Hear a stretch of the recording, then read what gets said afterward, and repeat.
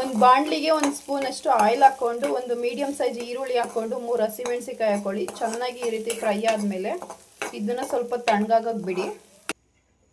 ಸ್ವಲ್ಪ ತಣ್ಣಗಾದ್ಮೇಲೆ ಈ ರೀತಿ ಜಾಡ್ಗೆ ಹಾಕೊಳ್ಳಿ. ಸ್ವಲ್ಪ ಕರಿಬೇವು, ಸ್ವಲ್ಪ ಪುದೀನ, ಸ್ವಲ್ಪ ಕೊತ್ತಂಬರಿ ಸೊಪ್ಪು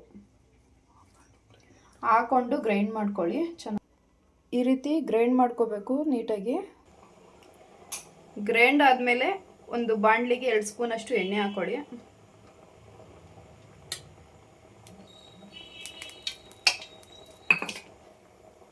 ಎಣ್ಣೆ ಸ್ವಲ್ಪ ಕಾದ್ಮೇಲೆ ಒಂದು ಅರ್ಧ ಸ್ಪೂನಷ್ಟು ಜೀರಿಗೆ ಹಾಕಿ, 1-2 ಚಕ್ಕೆ,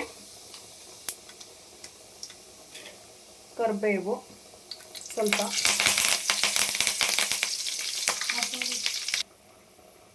ಒಂದು 3 ಈರುಳ್ಳಿನ ಈ ರೀತಿ ಸಣ್ಣದಾಗಿ ಹಚ್ಚಿಟ್ಕೊಂಡು ಒಂದು 3-4 ನಿಮಿಷ ಚೆನ್ನಾಗಿ ಫ್ರೈ ಮಾಡ್ಕೊಳ್ಳಿ. ಕೆಂಪಗಾಗೋವರೆಗೂ ಫ್ರೈ ಮಾಡ್ಕೊಳ್ಳಿ ಈರುಳ್ಳಿ.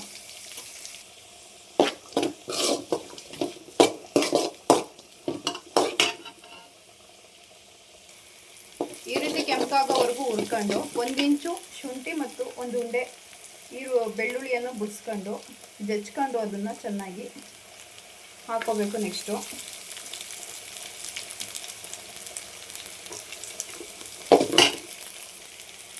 ಒಂದು 3 ಹಸಿಮೆಣಸಿಕಾಯಿ ಹಾಕೊಳ್ಳಿ. ಖಾರ ನೋಡ್ಕೊಂಡು ಹಾಕೊಳ್ಳಿ. ಅದನ್ನು ಕೂಡ ಇದ್ರ ಜೊತೆಗೆ ಫ್ರೈ ಮಾಡ್ಕೊಳ್ಳಿ. ನಾನು ರುಬ್ಬಕ್ಕೂ ಹಾಕೊಂಡಿದ್ದೀನಿ ಹಸಿಮೆಣಸಿಕಾಯಿನ. ನಿಮ್ಗೆ ಎಷ್ಟು ಬೇಕಷ್ಟು ಖಾರ ನೋಡ್ಕೊಂಡು ಹಾಕೊಳ್ಳಿ. ಒಂದು ಮೀಡಿಯಮ್ ಸೈಜು ಟೊಮೊಟೊ ಕಟ್ ಮಾಡಿ ಹಾಕೋತಿದ್ದೀನಿ. ನಿಮಗೆ ಬೇಕು ಗೊಜ್ಜು ಅಂತಂದರೆ ನೋಡ್ಕೊಂಡು ಹಾಕೊಳ್ಳಿ.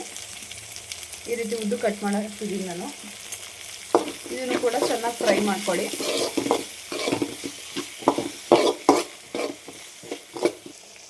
ಈ ರೀತಿ ಫ್ರೈ ಆದಮೇಲೆ ರುಚಿಗೆ ತಕ್ಕಷ್ಟು ಉಪ್ಪು ಹಾಕೊಳ್ಳಿ.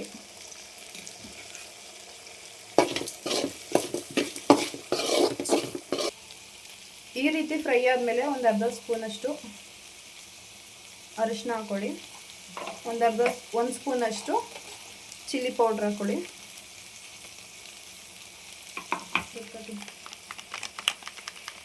ಒಂದು ಸ್ಪೂನ್ ಧನಿಯಾ ಪೌಡ್ರ್ ಹಾಕೊಳ್ಳಿ. ಎಲ್ಲನೂ ಈ ರೀತಿ ಮಿಕ್ಸ್ ಮಾಡ್ಕೊಳ್ಳಿ.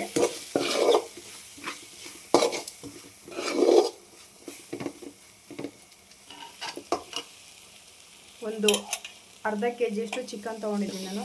ಇದನ್ನು ಕೂಡ ಹಾಕೊಳ್ಳಿ. ಇದನ್ನು ಇವಾಗ ಚೆನ್ನಾಗಿ ಫ್ರೈ ಮಾಡ್ಕೊಳ್ಳಿ. ಈ ರೀತಿ ಫ್ರೈ ಮಾಡ್ಕೊಳ್ಳಿ.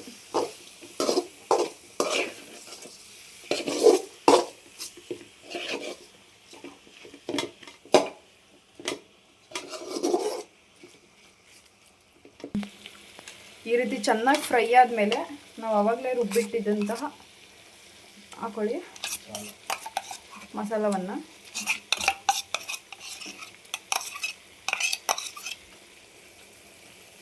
ಸ್ವಲ್ಪ ಕಾಯಿನ ಈ ರೀತಿ ರುಬ್ಕೊಂಡು ಹಾಲು ಮಾಡ್ಕೊಂಡಿದ್ದೀನಿ. ಅದನ್ನು ಕೂಡ ಹಾಕ್ತಿದ್ದೀನಿ ಇವಾಗ. ಇದನ್ನು ಚೆನ್ನಾಗಿ ಇವಾಗ ಫ್ರೈ ಮಾಡ್ತಿದ್ದೀನಿ. ಮಿಕ್ಸ್ ಮಾಡ್ಕೋಬೇಕು ಚೆನ್ನಾಗಿ ಈ ರೀತಿ.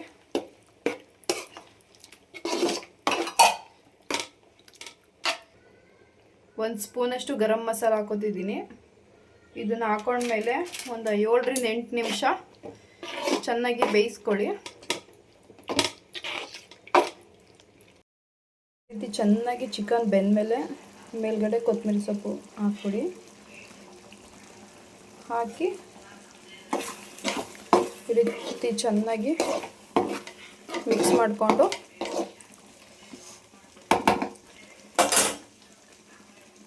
ಚಪಾತಿಗೆ ಇಲ್ಲ ರೈಸ್ಗೆ, ಪೂರಿಗೆ ಈ ರೀತಿ ಯಾವುದಕ್ಕಾದರೂ ಚೆನ್ನಾಗಿರುತ್ತೆ. ಹಾಕ್ಕೊಂಡು ಚೆನ್ನಾಗಿ ತಿನ್ಕೊಳ್ಳಿ. ಹಾಗೆ ವಿಡಿಯೋ ಇಷ್ಟ ಆದರೆ ಲೈಕ್ ಮಾಡಿ, ಶೇರ್ ಮಾಡಿ, ಕಮೆಂಟ್ ಮಾಡಿ.